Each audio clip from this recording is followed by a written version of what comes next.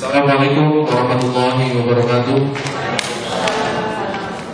Terima kasih atas kesempatannya Pak Dwi selaku moderator acara ini yang sama-sama kita hormati Kepala PDSD Kota Administrasi Jakarta Selatan yang dalam hal ini diwakili oleh Bapak Subhan beserta rombongan. Yang saya hormati Pak Bu Sofia, Bu Haji Sofia selaku PPTK dan kegiatan pelayanan prima ini, dan moderator Pak Dwi, serta Bapak dan Ibu hadirin yang berbahagia. Alhamdulillah, puji syukur selalu kita panjatkan tidak henti-hentinya kepada Allah Subhanahu wa Ta'ala. Pada kesempatan pagi hari ini kita masih diberikan nikmat bersilaturahmi, nikmat sehat, nikmat panjang umur, nikmat barokah yang mudah-mudahan insya Allah selalu diberi kepada kita semua. Amin. Pada kesempatan ini memang harinya ternyata kurang pas ya, karena pada hari ini juga seperti yang Pak Dwi bilang ada acara dadakan, yaitu pelantikan Wali Kota Jakarta Selatan ya, dari PLT menjadi Wali Kota definitif yang dilaksanakan di Situ Babakan, dilanjutkan dengan pelantikan Ketua Tim PKK di Gedung Melati Kebagusan. Nah, saat itu ternyata juga banyak kegiatan yang harus kita laksanakan dan hadiri, dan terima kasih kepada Bapak Ibu semua yang telah menghadiri kegiatan ini dengan sampai dengan saat ini ya. Mungkin kita doakan yang lain bisa menyusul. Yang baru kelihatan dari kecamatan, dari Dikdas ya Pak ya, terima kasih Pak. Kemudian dari Pejaten Barat ya, Cilandak Timur, Ragunan, Kasih Sosial Pak. Kemudian dari kita, dari jalur internal ya. Mudah-mudahan yang lain masih, yang belum, yang jauh nih, paling jauh belum ada nih, kayak Jati Padang sama Pasar Minggu nih. Saya bingung nih, mereka putar dulu ke Bogor, bagaimana ya saya. Mudah-mudahan bisa segera sampai di sini dengan selamat ya. Berbicara masalah pelayanan prima ya, Bapak dan Ibu merupakan bagian dari program tersebut, karena kita secara otomatis sebagai pegawai Pemda DKI yang sekarang paradigmanya ada pelayan masyarakat, public service ya, harus mempunyai sikap, pandangan, satu pahaman visi maupun misi tentang pelayanan yang terbaik untuk masyarakat. Dalam hal ini kalau kita kenal di dunia pendidikan itu pelayanan prima ya. Itu tentunya banyak yang harus kita lewati dan kita pahami apa yang namanya itu pelayanan prima. Yang jelas intinya kepuasan masyarakat dalam hal menerima pelayanan. Tentunya kalau kita plesetin ya, kalau kita plesetin ya, saya pribadi nggak akan bisa memuaskan Bapak dan Ibu semua ya, itu. Dan Bapak dan Ibu pasti nggak bisa memuaskan saya gitu. Tapi intinya bukan itu, intinya ya,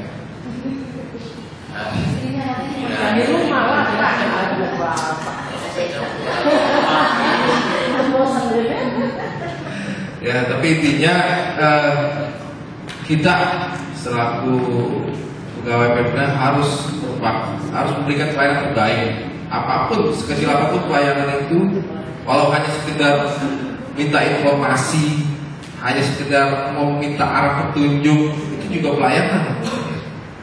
Jadi jangan dianggap hal kecil itu bukan pelayanan, itu pelayanan. Dengan muka senyum gitu ya. Orang juga lebih adem dibanding kalau datang ke sini dihadapin sama pegawai kayak udah cemberut gitu loh. Udah pasti udah asem dah awalnya. Ya bukan ini ya. Ya Pak. Kita kartu ini yang bedain sama A-nya. Tapi dia kan pagi-pagi kalau kita senyum aja lulu tadinya. Itu senjata sebenarnya. Ya. Kalau kita sadar sekaligus sedekah buat kita. Mudah-mudahan pahalanya banyak. Itu sendiri.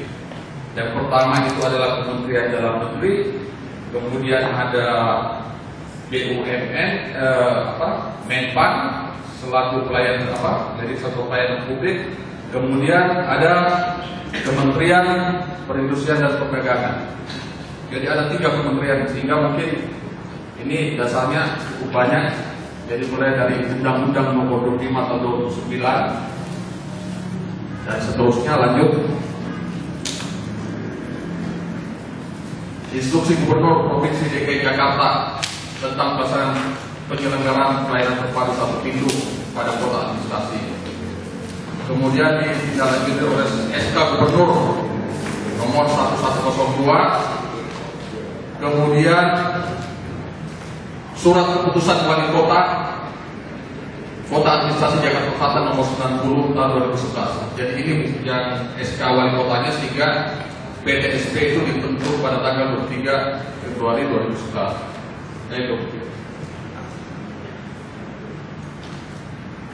Nah, kenapa PTSP ini dibentuk? Seperti yang dikatakan Pak Sekjen tadi, bahwa output daripada suatu pelayanan adalah kepuasan masyarakat.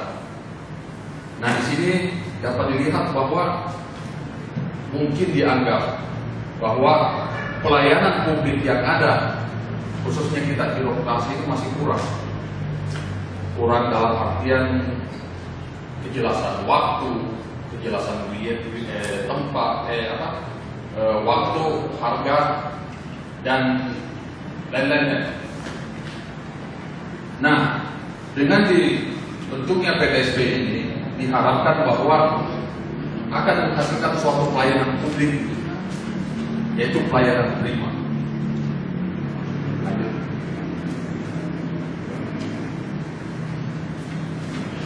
Nah, ini adalah tugas pokok dan fungsi PTSP Kota Administrasi Jakarta Selatan.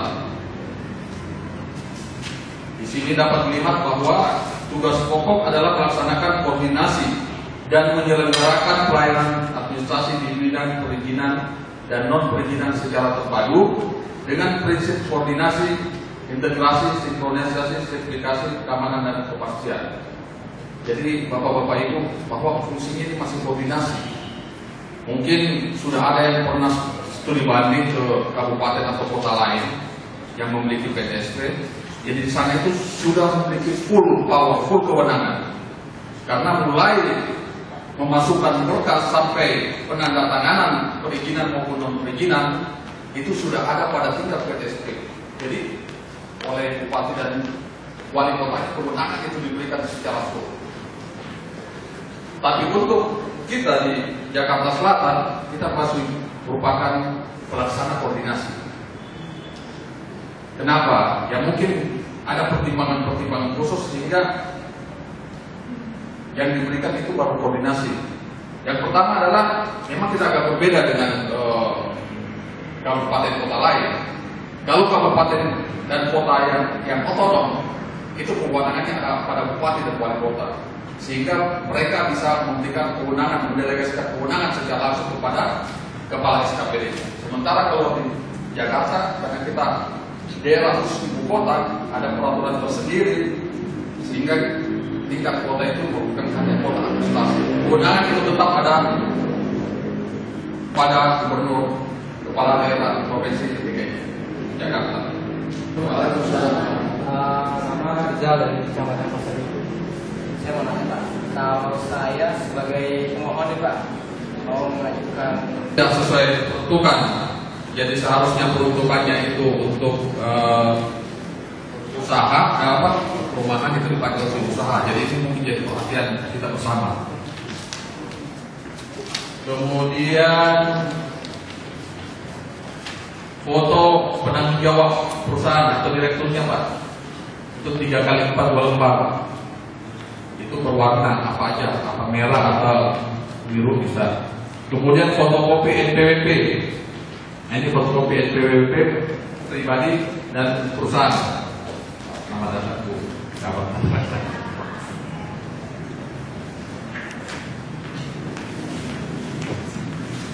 Kemudian surat kuasa. Surat kuasa ini apabila diserahkan kepada pihak ketiga, artinya ada yang menguruskan ini. Ada surat kuasa, kemudian surat pernyataan. Surat pernyataan itu ada dalam include dalam berkas permohonan peninjauan ke lokasi perusahaan. Nah ini nanti bisa di-copy juga persyaratan-persyaratannya. Siapa tahu ada masyarakat kita pemohon yang menanyakan informasi ini, sehingga nggak perlu lagi jauh-jauh ke tingkat wali kota. Salah saya untuk permohonan SIM. Ini saya bikin semalam, jadi saya ambil dari mana-mana, bukan buat pikiran saya, tapi saya akan sampaikan kepada Bapak Ibu sekalian. Terus, ya sebenarnya saya bikin ya Pak. Jadi PPSP ini Ibu mungkin pertengahan tahun ini akan menjadi kepala kantor ya, mudah-mudahan ya. Jadi sementara ini masih menghidup di bagian tata laksana. Jadi kita satu apa ya Pak ya, pembalik belakang ya. Jadi mungkin yang pertama kita ini ingin saya sampaikan di sini adalah citra organisasi kerja kita. Kalau secara fisik untuk di wilayah selatan, mungkin khususnya di pasar Minggu, untuk bangunan sudah sesuai standar ya Bu ya. Apalagi kita kan kantor kecamatannya di pinggir jalan, gampang dijangkau masyarakat, dan juga mungkin kelurahan-kelurahannya mungkin tidak 100% sesuai standar ya Bu ya di sini ya. Alhamdulillah, dan juga banyak di pinggir jalan ya. Dan dari secara fisik, suasana lingkungan, penataan ruang, karena sudah sesuai dengan SK Gubernur, penataan ruang, pembagiannya dan lain-lain struktur organisasi, mungkin untuk kecamatan Pasar Minggu sudah lengkap semua ya, dari camat, wakil, sekja, markasi, tidak ada semua ya, tidak ada masih atau ini, jadi semua sudah mendukung dari segi secara fisik. Kemudian psikisnya. Mungkin pesan yang ditampilkan mesin depan dan tujuan yang akan dicapai. Mungkin ini saling berhubungan ya, untuk bagaimana kita dapat melayani masyarakat dengan baik. Kita juga harus menampilkan yang terbaik dulu dari diri kita sendiri. Jadi ini mungkin ingin mengingatkan ibu-ibu sekalian, jangan kita disibuki oleh banyak tugas. Oh iya, harusnya Selasa, Rabu sampai Jumat kita harus siap-siap untuk bekerja, apalagi hari Senin kita harus berjuang melawan kemacetan untuk sampai di kantor kecamatan maupun di tempat tugas kita masing-masing, karena setiap pagi kita sampai itu harus aktif pagi. Jadi otomatis bagi ibu-ibu mungkin ya harus bangun subuh-subuh, harus mengurusi sarapan untuk keluarga. Kalau bapak-bapak mungkin cuci mobil atau motor ya kalau pagi ya, jadi langsung berangkat. Jadi itu mungkin kita harus menyiapkan diri dengan baik dari penampilan kita. Mungkin lanjut, ini citra amanatnya. Mungkin ini secara fisik mungkin kita kadang-kadang lupa memperhatikan penampilan kita sendiri karena disibuki oleh pekerjaan kita. Karena saya tahu kita di kelurahan, kecamatan, bahkan di wali kota itu kekurangan sekali orang. Kalau di wali kota itu saat ini yang eksis jumlah pegawai sampai dengan awal itu hanya 155. Alhamdulillah. Sekian dari saya, sehat semua untuk acara. Maaf apabila ada hal yang kurang berkenan. Saya kiri bila itu berikutnya. Wassalamualaikum warahmatullahi wabarakatuh. Dan untuk makan siang sudah siapkan di belakang silakan. Ini ya temuannya PPK itu banyak SPD alimentasi itu tidak melalui pihak-pihak terkait yang ada di sini. Saya lihat. Jadi temuannya seperti itu. Misalnya kegiatan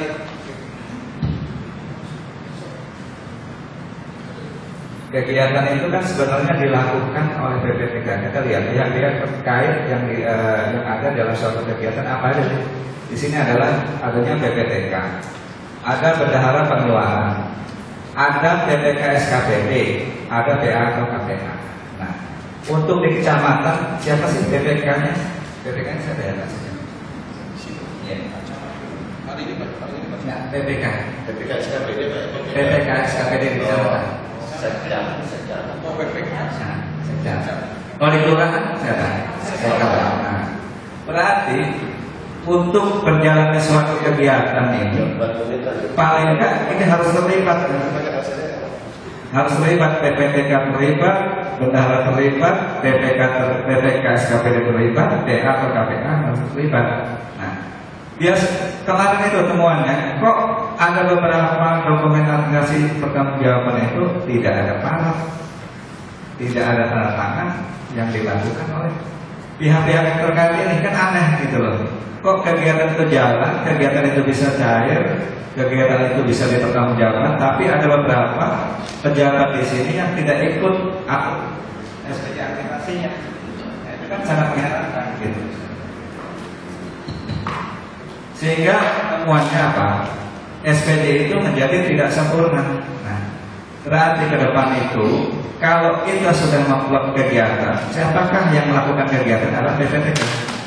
Nah, BPTK adalah pejabat yang melaksanakan kegiatan sesuai dengan bidang tugasnya, sesuai dengan topoksinya. Jadi silahkan BPTK melaksanakan tugasnya dengan sebaik-baiknya sesuai dengan tugasnya. Nah, nanti setelah BPTK melakukan tugasnya itu, dia bisa memberikan dokumen-dokumen. Dia kan punya dokumen kegiatan.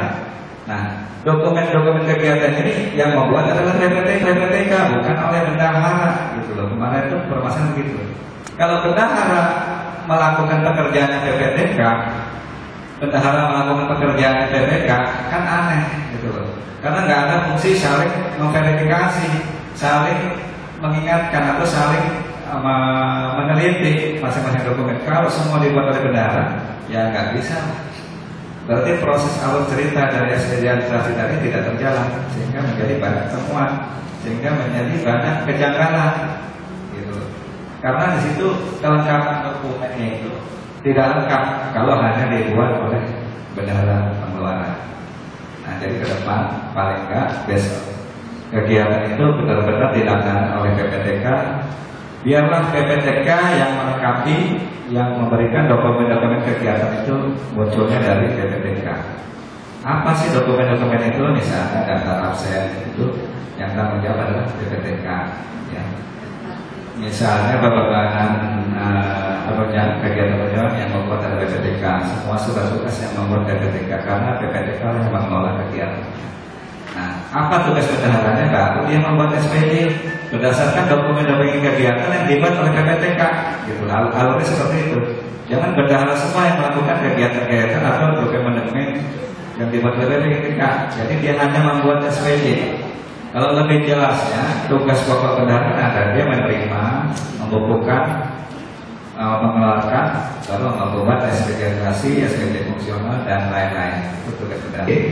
Atau itu bayar melalui transfer rekening.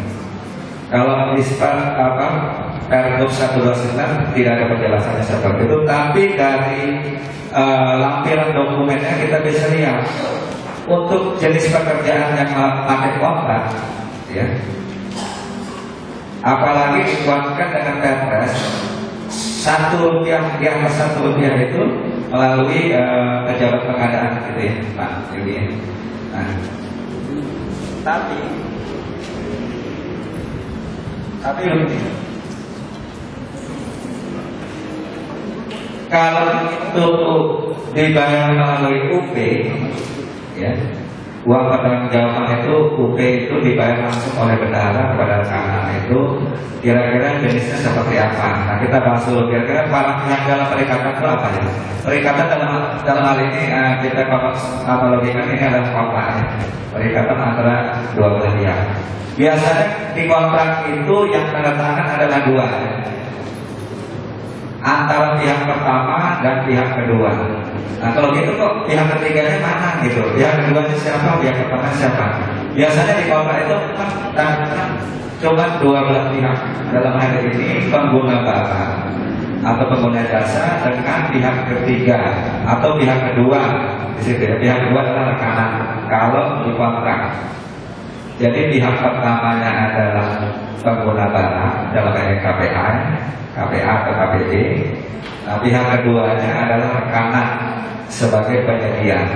Nah, kok ada yang namanya pihak ketiga? Itu kan bedanya di mana? Nah, kalau di Pergub 129, tapi sudah tidak muncul di Kepres ya. Ini di Pergub sudah nggak ada namanya pihak ketiga ya, pihak kejadian. Nah, kenapa mereka disebut pihak ketiga?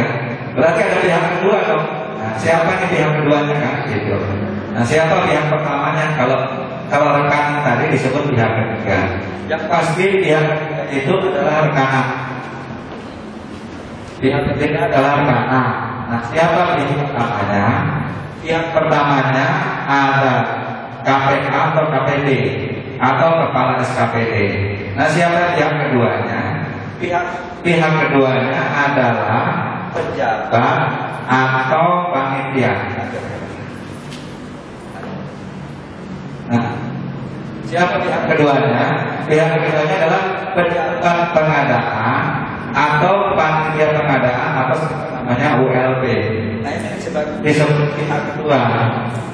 Jadi kalau kita mengadakan barang dan jasa melalui pejabat pengadaan atau panitia atau ULP, maka pihak rekanan itu menjadi pihak ketiga. Nah, berlaku di situ SPP, LS. Kalau ada pejabat atau ada panitia terlibat, maka seyogyanya itu dibayar melalui SPP, LS, bukan UP. Nah itu. Jadi kalau terlibat pejabat pengadaan atau terlibat panitia dibayar melalui UP kan aneh gitu loh. Karena di Pergub 129 mencatatkan salah satu dokumennya adalah kontrak. Nah, berarti seharusnya atau seyogyanya memang di situ tidak ada perintah ya. Seyogyanya misalnya kita mau melakukan pengadaan melalui pihak kedua dalam hal pejabat pengadaan atau panitia, kita melakukan pembayarannya melalui SPP, LS gitu. Nah, jadi temuannya kemarin begitu. Ada pengadaan komputer. Ada pengadaan komputer. Itu dibayar melalui UP oleh bendahara. Padahal di situ dia melalui pejabat pengadaan atau panitia. Kok dibayar melalui UP kan aneh gitu. Harusnya dia melalui SPPNS karena dia melalui pejabat atau panitia. Nah, itulah yang menjadi temuannya gitu. Nah, kenapa sih kita harus membayar pakai UP? Saya juga belum tahu ya. Apakah ada maksud-maksud tertentu gitu dia membayar kegiatan tersebut, pengadaan tersebut melalui UP? Nah, kita nggak tahu apa sih motif-motif di balik itu. Nah, tapi akibatnya apa? Banyak administrasi pertanggungjawabannya tidak terpenuhi karena dia tidak mengikuti aturan main yang ada di Perpres. Nah, jadi paling nggak kalau kita sudah tahu temuan seperti itu, kita tidak akan mengulangi lagi. Bisa dilihat dari apa?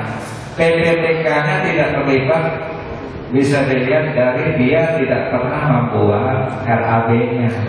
RAB-nya dibuat oleh rekanan, sehingga pejabat pengadaan atau panitia itu dia tidak tahu RAB dalam menyusun APS-nya itu yang dibuat oleh PPTK, pejabat pembuat komitmen yang menyusun APS, dia tidak pernah tahu nih pejabat atau panitia berapa sih RAB yang terhadap dari kegiatan tersebut, sehingga dia akan membingungkan dia gitu.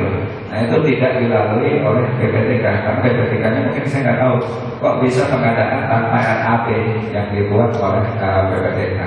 Itulah juga termasuk yang menjadi temuannya.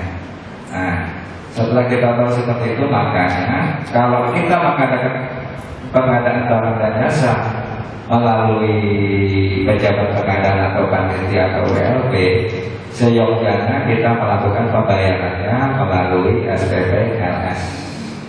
Demikian.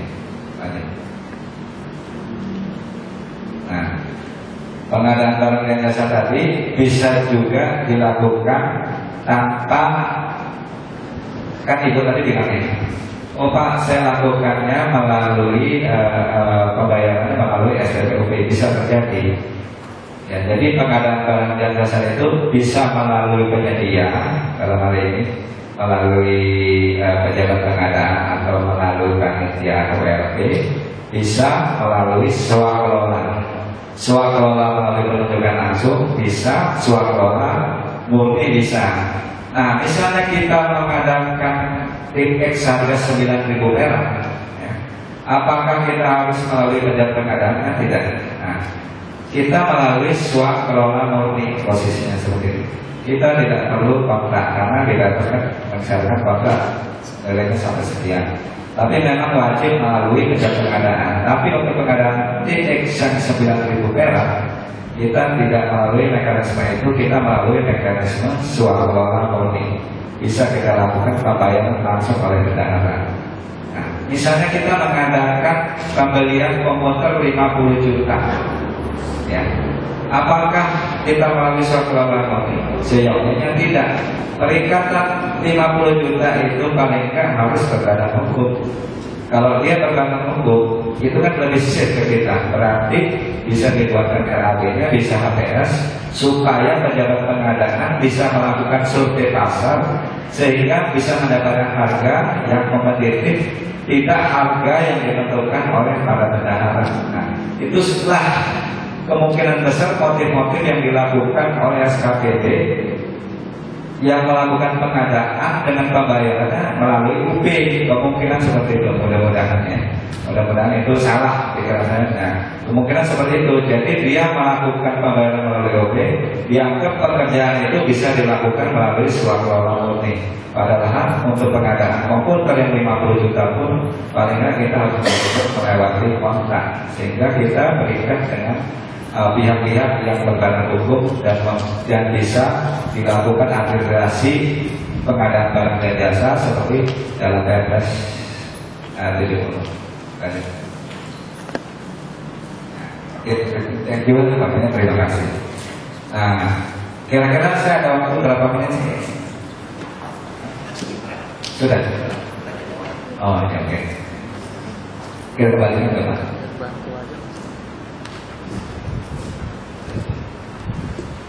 Ada yang mau ditanyakan? Kita langsung berakhir.